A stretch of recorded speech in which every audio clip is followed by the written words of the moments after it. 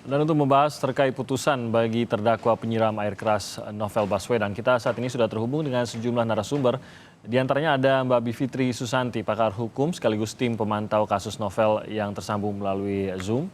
Dan ada juga Pak M. Yasin, ex-komisioner KPK yang juga tersambung bersama kami pada pagi hari ini.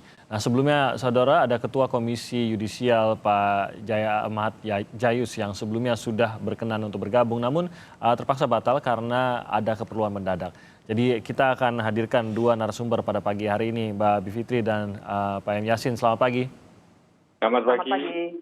Saya mau tahu dari Mbak Bivitri dan juga Pak Yasin pada hari ini setelah kita menyaksikan sidang vonis kemarin. Bagi Mbak Bivitri, apakah ini berarti sudah selesai? Sudah selesailah keributan ataupun pencarian terhadap siapa penyerang Novel dengan adanya vonis terhadap dua orang ini? Jauh dari selesai.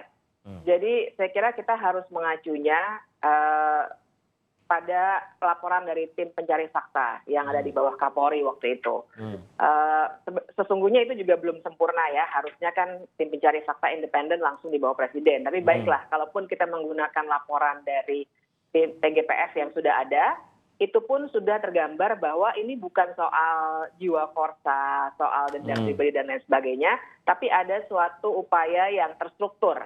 Itu laporan TGPF ya.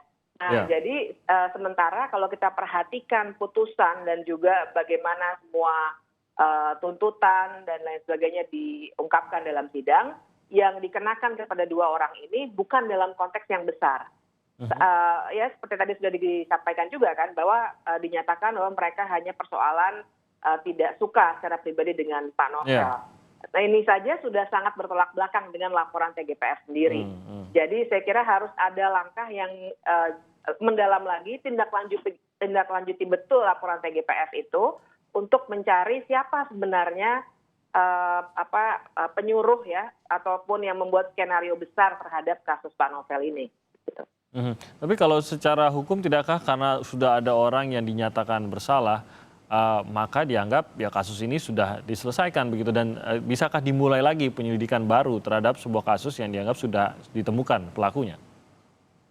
Itu yang diinginkan oleh pihak-pihak yang mengatur persidangan ini sedemikian rupa, tapi kita jangan lupa bahwa konstruksi suatu tindak pidana itu seringkali memang tidak sederhana. Kita ambil contoh saja, ini juga suatu hal yang harus digali lebih jauh ya, misalnya kasus Munir yang sudah berbelas-belas tahun dan sudah ada beberapa terdakwa juga, sudah ada terpidana bahkan sudah keluar. Tapi sebenarnya ada penyuruhnya yang belum terbongkar. Nah, jadi ini satu contoh kasus saja. Jadi apa yang terjadi dengan Pak Novel sesuai laporan TGPF sendiri, ini adalah suatu skenario besar. Jadi pasti bukan hanya dua orang, tidak hanya berhenti di dua orang itu, tapi ada pihak-pihak lain yang terkait. Nah, jadi selesai dalam arti untuk dakwaan untuk dua orang ini. Tapi sekali lagi yang namanya tindak pidana seringkali harus digambarkan keseluruhan kasusnya sehingga kalau digali ketemu lagi tersangka baru misalnya ya dengan konstruksi lainnya itu bisa dilaksanakan. Oke, selama masih ada celah adanya keterlibatan orang lain begitu ya, ini masih ada kesempatan untuk dilebarkan begitu ya penyidikannya begitu, Mbak Bivitri. Dan saya nanti akan lebih ke sana. Saya mau tahu dari Pak Yasin sendiri terkait dengan apakah sudah selesai dengan demikian setelah divonisnya dua orang penyerang Novel ini. Ya, saya sepakat dengan Mbak Bivitri bahwa sudah jauh dari selesai.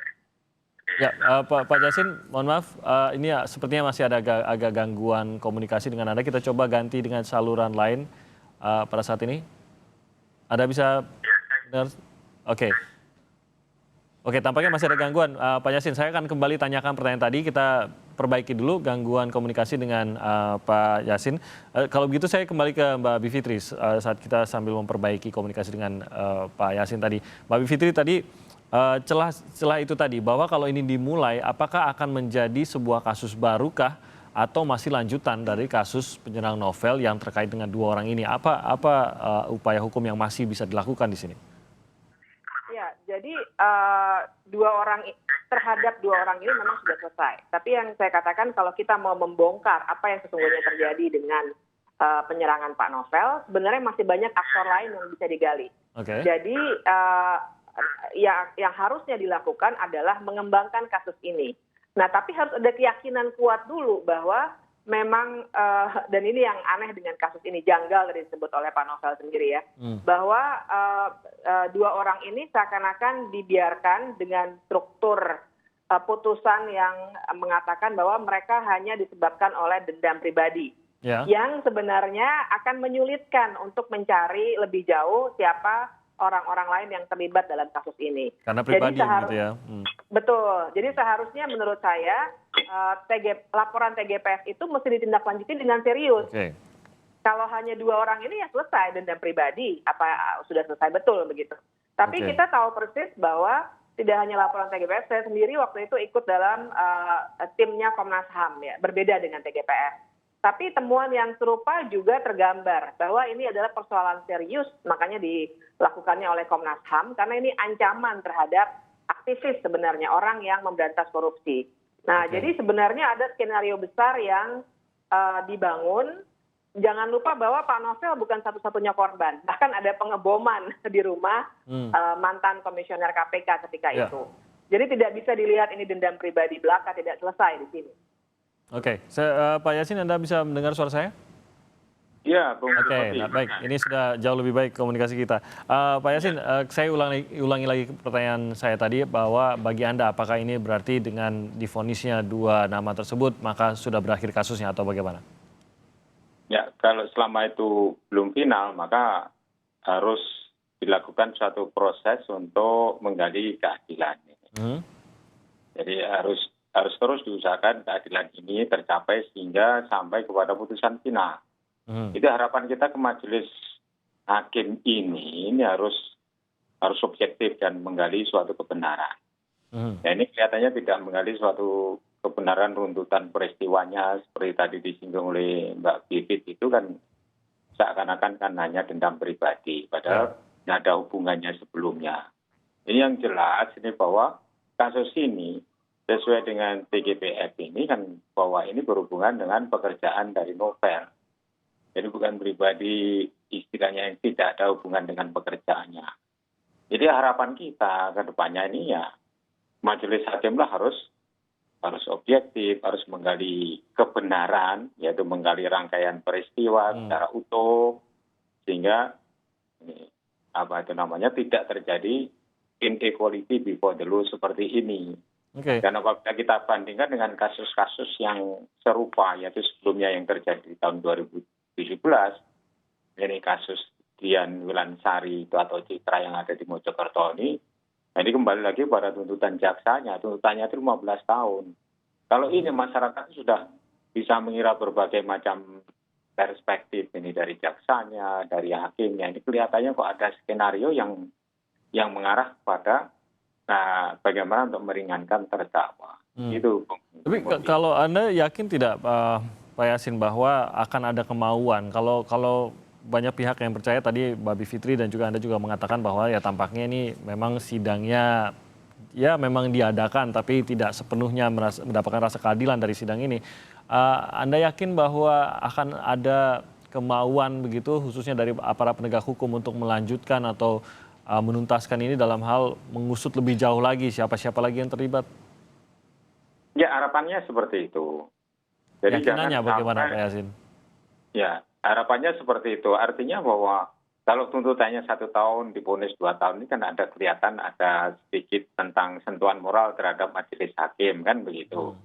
Nah, ini harapan kita. Ini ada istilahnya dibuka untuk katakanlah keterkaitan pihak-pihak lain. Pasti ada mastermind-nya, tidak murninya adalah dendam pribadi. Itu sudah masuk akal. Di masyarakat kan sudah paham ini atas kasus ini yang berjalannya cukup lama.